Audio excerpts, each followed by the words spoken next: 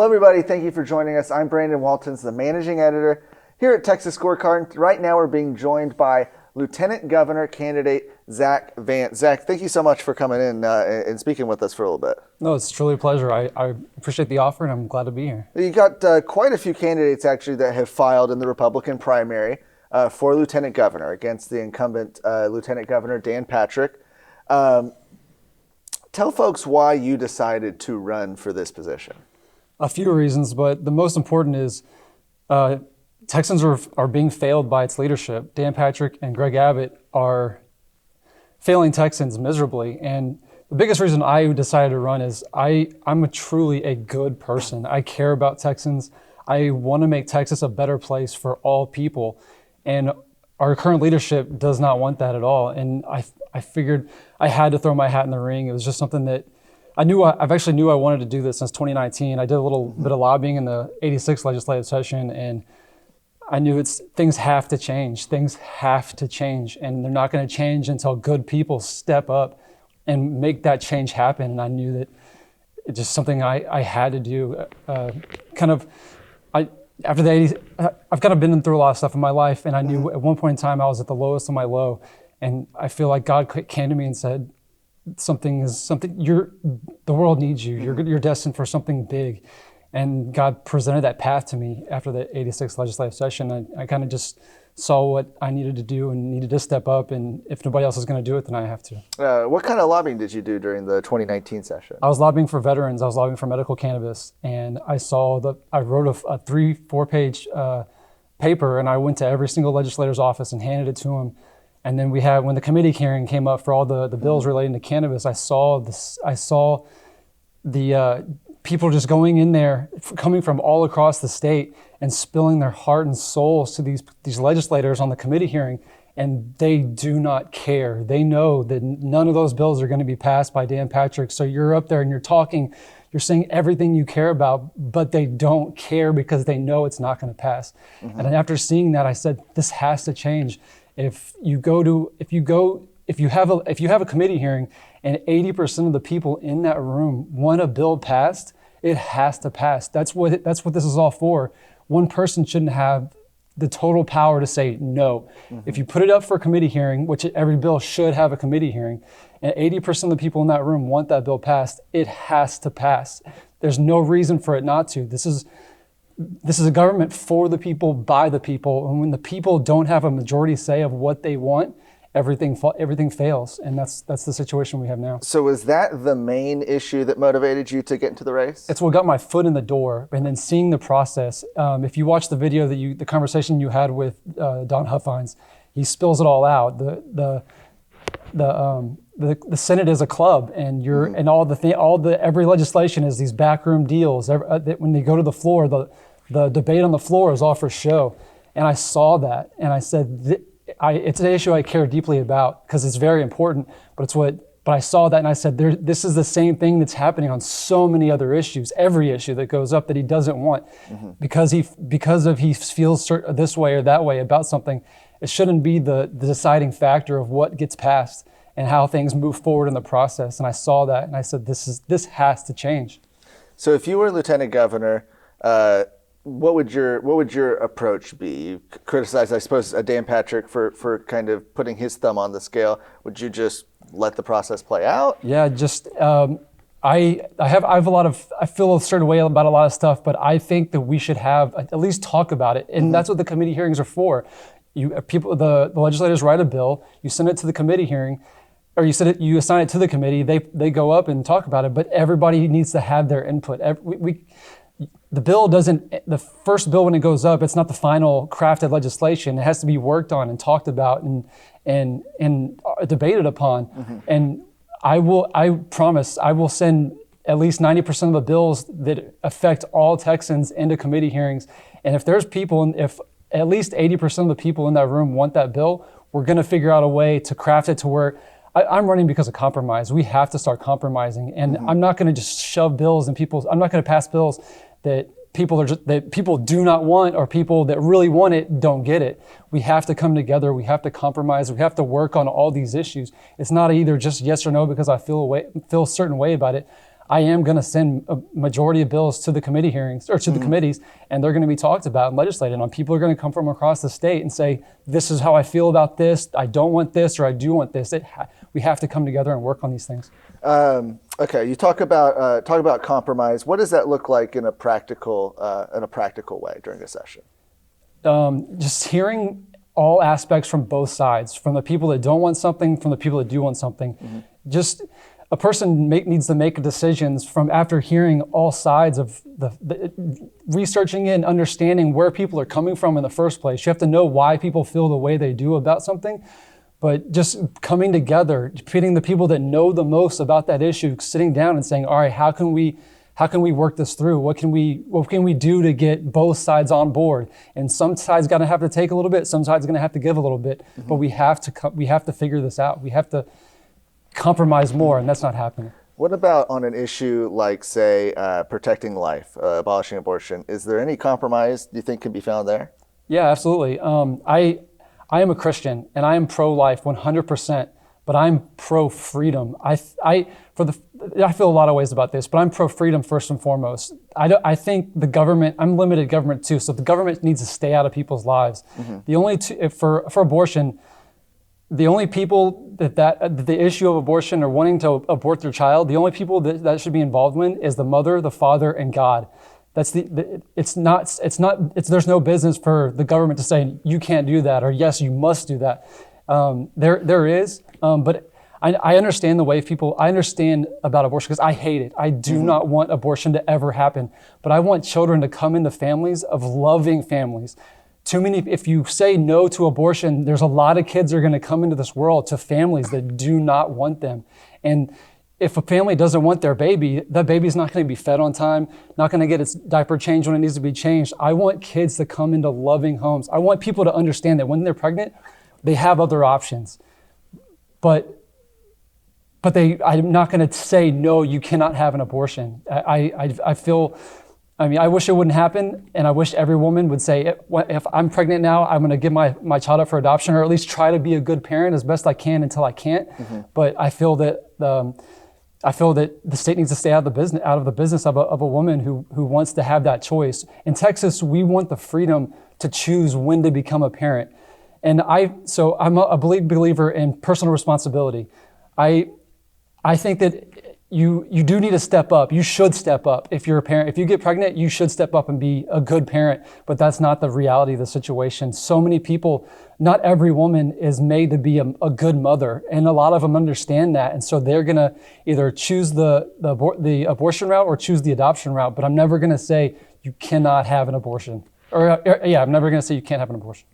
Another issue that grabbed a lot of attention during the legislative session was the legislature's failure to address banning child gender modification. This has been a priority of the Republican Party of Texas.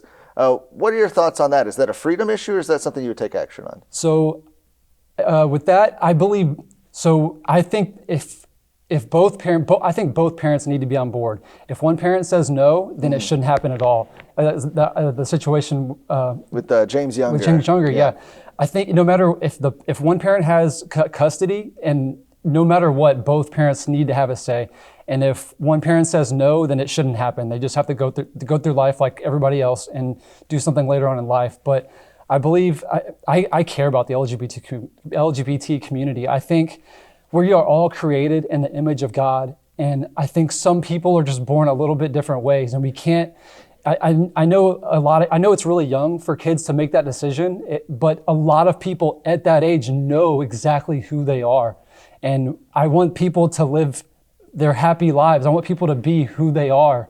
I want people to accept who they are. And if they want to change something about themselves, I think a lot of kids at that age understand. But I do feel that if one parent says no, then it shouldn't happen. I think no matter who has custody.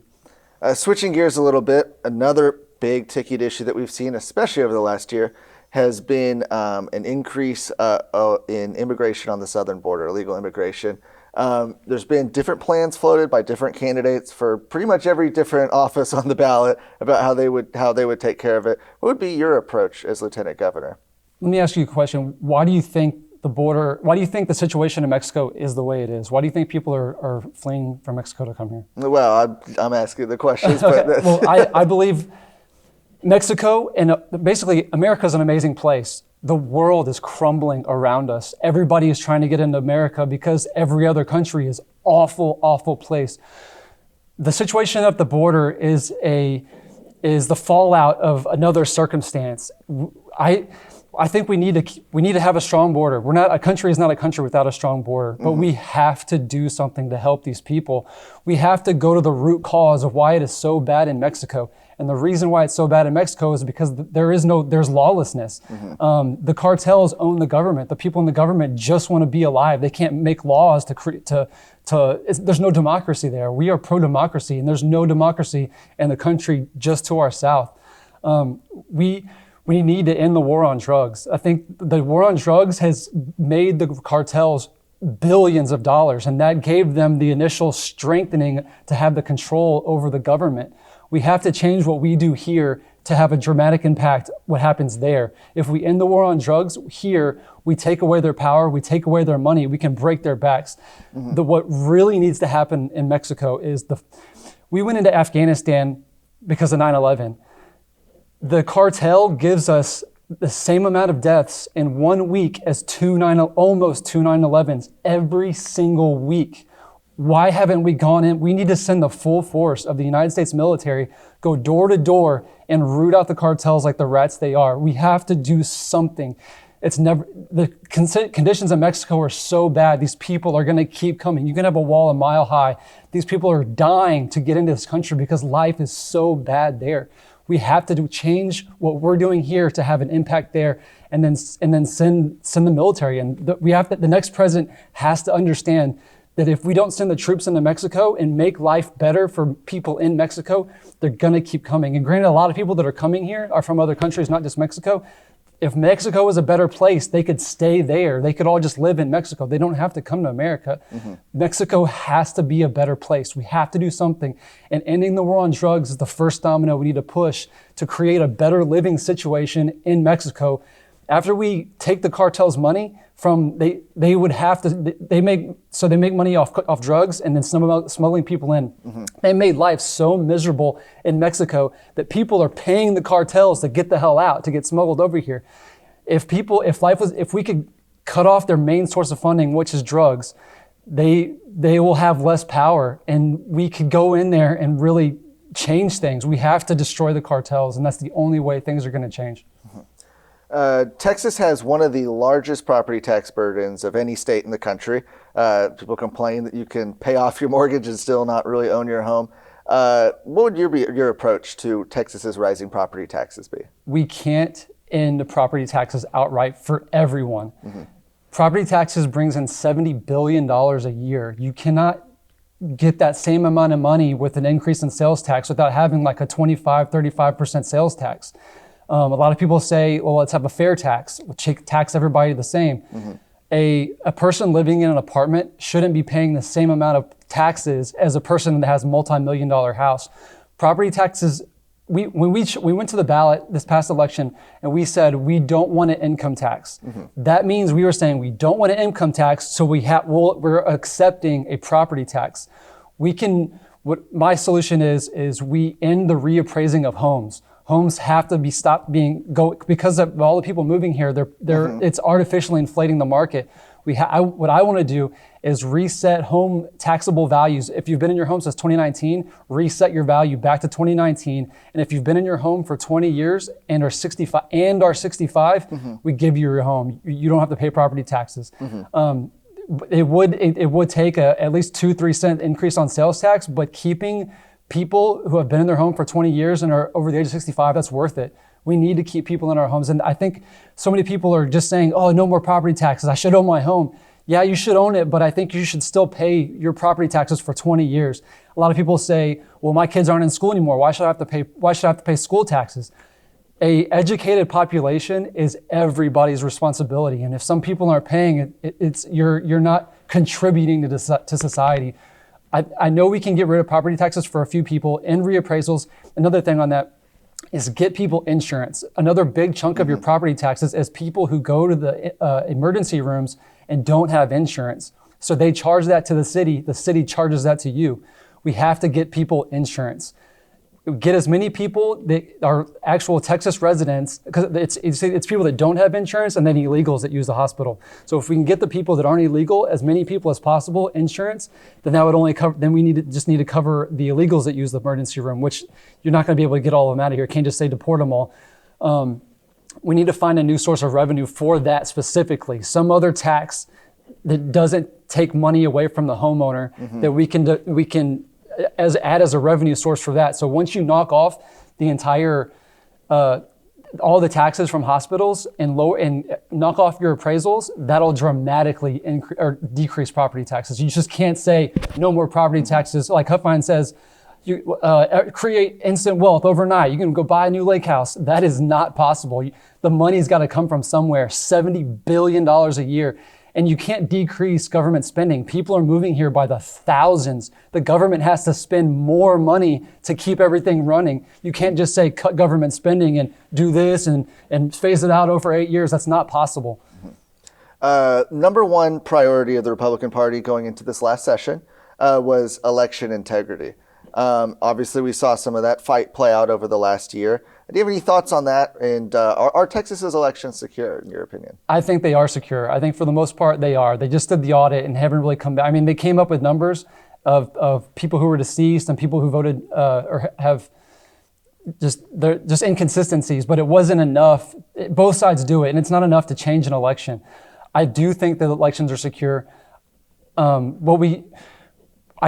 the big fight over this last session was over drive-through voting and ballots, mail-in ballots. I definitely don't think they should mass send out mail-out ballots. If you are 65 years or older and you can request a mail-in ballot, you can get that. But my thing is, I'm sitting here preaching compromise, work together, and unity. But the Democrats pulled a bad move and left. I know that if the Republicans could have sat down and said, "Hey, we want to do this," and they come together on some sort of agreement, I know that they killed drive-through voting to knock the numbers down in Houston. I know they created that because of the pandemic, but what we need to do is the government needs to make sure that everybody who can be registered is registered, and if they vote, their vote only counts one time and accurately. We need to have as many people who are able to vote, and killing and drive-through voting takes that down. Because most of the people in Houston that voted used drive-through voting were voted Democrat, but a lot of them aren't. A lot of them are just women with kids, and the thing about Houston is so many people need to vote, and it's either wait in line with. I mean, they did expand the hours, so you have a lot more early voting time, and then they cut. I don't believe in 24-hour voting. I don't think that should have been. I don't think that they should have that. But I do think that drive-through voting should be allowed. Everything else is fine. So I think if the Republicans could have just said, "Okay, we're going to cut all that out, and you can still have your drive-through voting," they wouldn't have left. I think they would have stayed, and we could have really worked on the issues that really need to be worked on instead of having to do 3 special sessions after that. Before we have to wrap things up here, let's talk real quick about the campaign itself. You're one of several candidates going up against an incumbent who's been there for 2 terms in Lieutenant Governor Dan Patrick. I'd say your message, your views on things are probably a little different than some of the other candidates in the race. What do you think your chances? What's your strategy going into the race? Just being myself, being true to who I am, and just what I'm running on togetherness. I really think God put me on this earth to try to bring us all back together. We are moving farther and farther apart. A lot of my issues don't seem like they're Republican issues. I get that a lot. Are you really a Republican? A center-right Republican is still a Republican. If Ronald Reagan poked his head out of the grave today and looked around, he would be disgusted at what the Republican Party has become. We have to get back to compromise. We used to run, or people used to run on saying, I'm going to reach across the aisle. That used to be a good thing. It's not anymore. So many people have said, the they would have voted for me 20 years ago, and I'm a good fresh voice to hear the things that they want to happen, but they say, I can't vote for you now, not anymore, not with the way that the Democrats have gone. Because the farther right we go, the farther left we go. And when you have the two outside fighting, it just goes farther and farther out. But there's so many people in the middle. And I'm in the middle. I'm right of center, but I am a Republican through and through. I call myself a compassionate Christian Republican. I care about people. I want to put all people first. We're worrying about too many issues that affect small groups.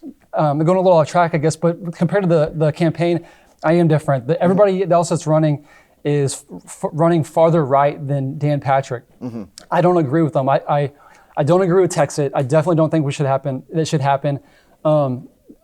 Tracy Bradford, she's an amazing woman, but I feel strongly about public education. We need to work on our public education, and she's a strong woman. She homeschooled 7 kids, but I feel that if you homeschool all your kids, you're not going to treat public education the way it needs to be treated, and we need somebody that really cares about public education. The race for me has been really hard. It's hard for me to get my name out. Dan Patrick has millions of dollars, but he's not going to spend a single penny on any of us, because that would mean he would have to acknowledge us. Sure. And he's going to let the cards fall where they may and see what comes out of this. But it's been really hard. I'm a young guy. I'm 35 years old, but what I lack in political experience, I more than make up for in life experience. I have been through a lot, and I know that I have the right ideas to help as many people as possible. It's just a shame that what's happening. We just have to come together. And I keep saying that over again. I'm also not a very good public speaker. Whenever I go to these candidate forums, the first one was kind of okay. The second one, I crumbled. It was awful. I freeze up when I talk. It's really hard for me I have a lot of good ideas. I'm a good person, but I don't have that I don't just run my mouth and people say, oh my God, that's what I love to hear, because I can't say it. I'm not a good speaker. I just want us to come together. I'm running on a platform of compromise and working on issues that affect everybody. And I know if I can't get that message out, the people that are in the middle that do care about that stuff aren't going to hear me and know that there's somebody running to the left of Dan Patrick that feels the same way they do. Well, and if folks want to learn more about your campaign or get involved, where can they go do that at? They can go to number 4 abettertexas.com. It's the same as my social media. Number 4 abettertexas.com. Excellent. Thank you so much for joining us, Zach. We appreciate it. Thank you.